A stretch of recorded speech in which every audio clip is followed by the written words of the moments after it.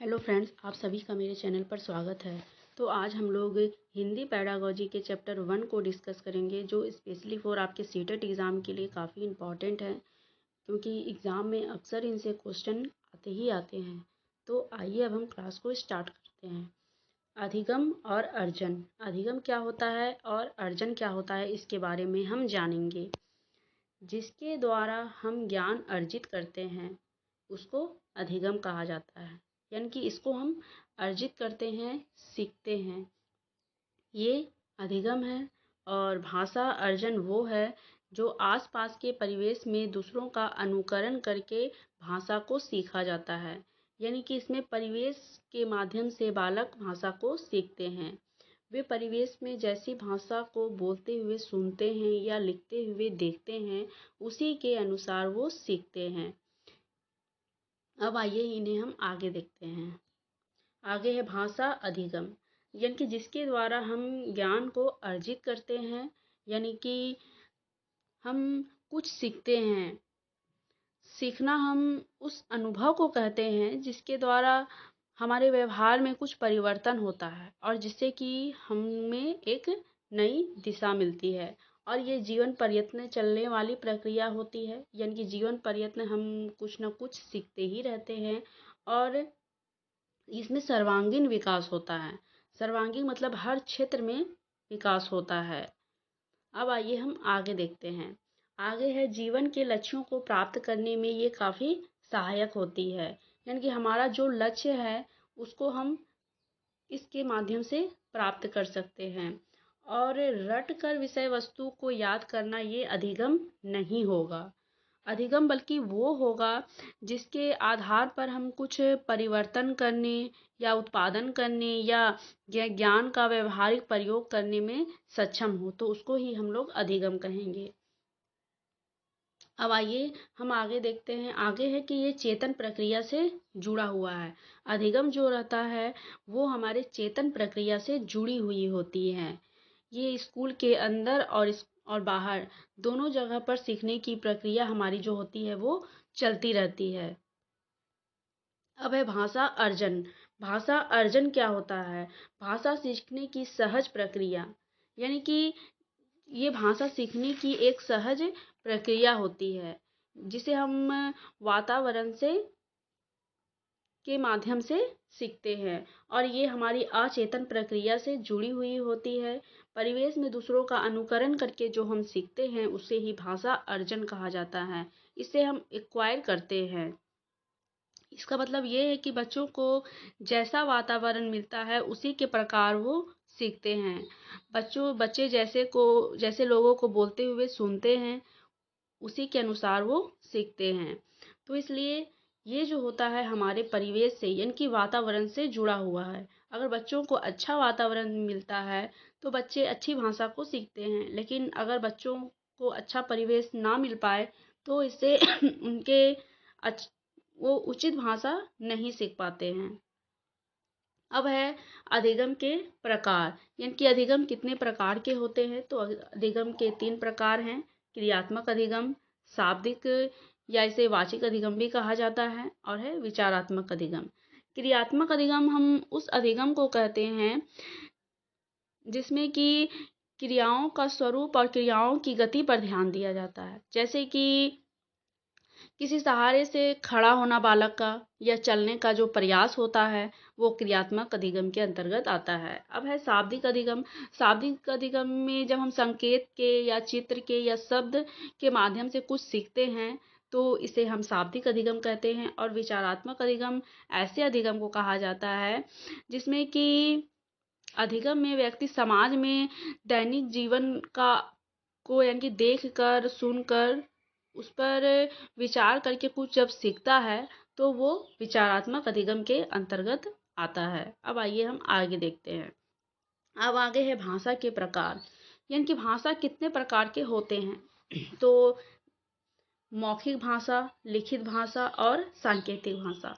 मौखिक भाषा वो कहा जाएगा जिसमें कि हम बोल कर अपने विचारों की अभिव्यक्ति करते हैं और दूसरों से कुछ सीखते हैं, तो ये होगा मौखिक अभिव्यक्ति। अब है लिखित भाषा, मतलब कि हम लिख कर अपनी बातों को जब कहते हैं तो वो लिखित भाषा होगा। और सांकेतिक भाषा जब हम संकेत के माध्यम से किसी से कुछ कहते हैं, जैसे कि जब छोटा बच्चा जो होता है वो जोर जोर से जब रोता है तो वो संकेत देता है कि उसको भूख लगी है। तो ये हो गया सांकेतिक भाषा। अब आइए हम आगे देखते हैं। आगे है भाषा अधिगम एवं अर्जन। यहाँ अर्जन होगा, इसे आप सुधार लें। भाषा अर्जन के संदर्भ में विभिन्न विद्वानों ने क्या क्या कहा है, इनके बारे में अब हम देखते हैं। फर्स्ट है चॉम्स्की के अनुसार। चॉम्स्की 1959 ने अपनी पुस्तक review of Skinner's verbal behaviour में कहा है कि बच्चों में भाषा क्षमता जो होती है वो जन्मजात होती है। इन्होंने ये कहा है अपनी पुस्तक में कि ये जन्मजात क्षमता होती है। इन्होंने एलएडी के बारे में कहा है, लैंग्वेज एक्विजिशन डिवाइस, जिसे भाषा अर्जन यंत्र भी कहते हैं। ये मानव के मस्तिष्क में पाई जाती है, इन्होंने कहा है। और ये 5 साल की अवस्था में काफ़ी एक्टिव होती है, यानी कि 5 साल तक बच्चा को अगर कोई भी भाषा अगर सिखाया जाए तो वो उस चीज़ को आसानी से सीख लेंगे, भले ही वो भाषा कितनी भी कठिन क्यों ना हो।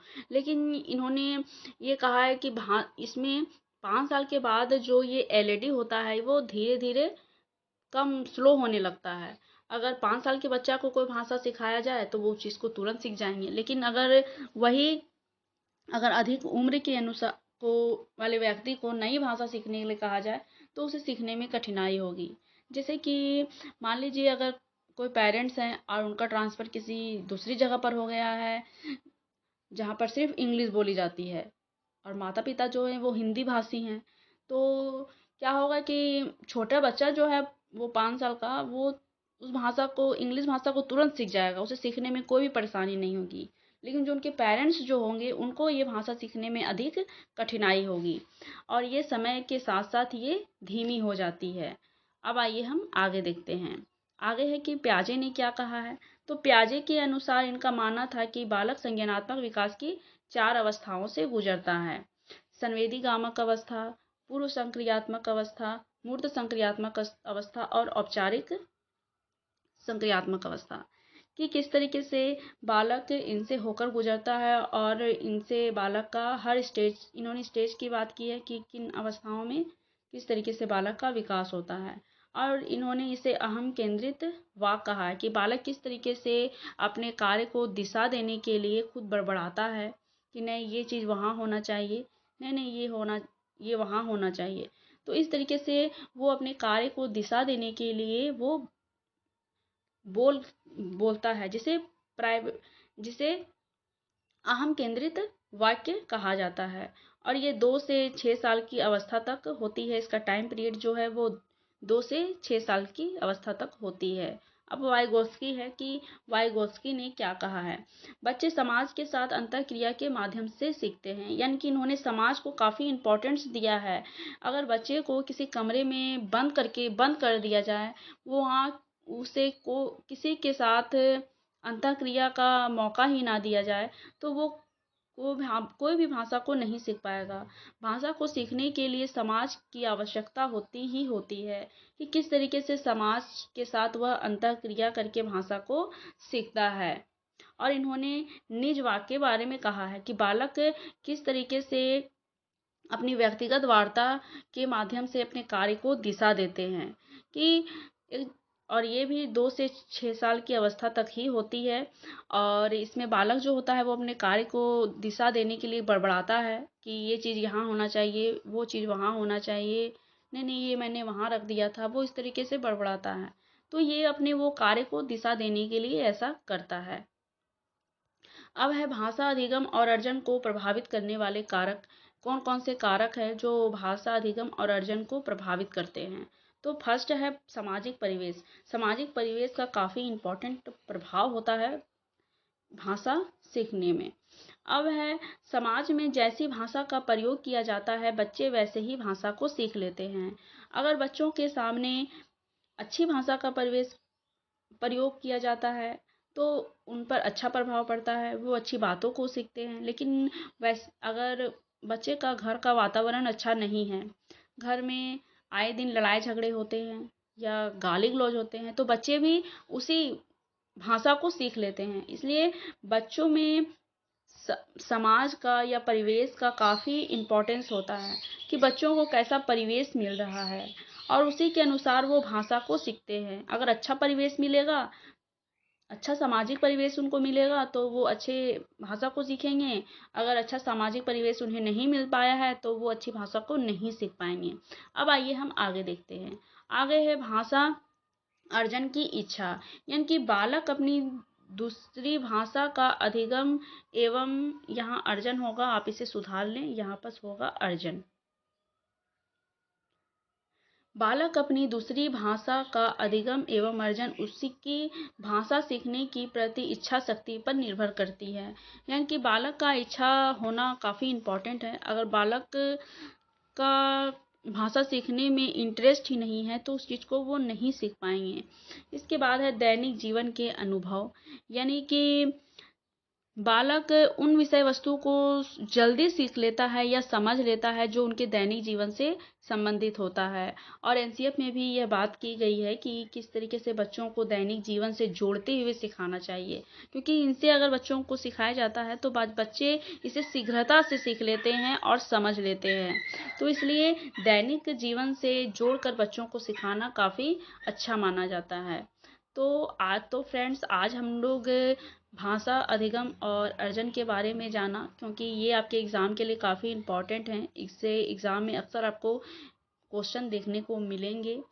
तो आज ये चैप्टर कंप्लीट हो गया। आगे भी हम लोग इससे संबंधित कुछ इम्पोर्टेंट क्वेश्चन को डिस्कस करेंगे जो स्पेशली फॉर आपके पॉइंट एग्ज़ाम के लिए काफ़ी इम्पोर्टेंट होंगे। तो आज के लिए बस इतना ही। Thank you.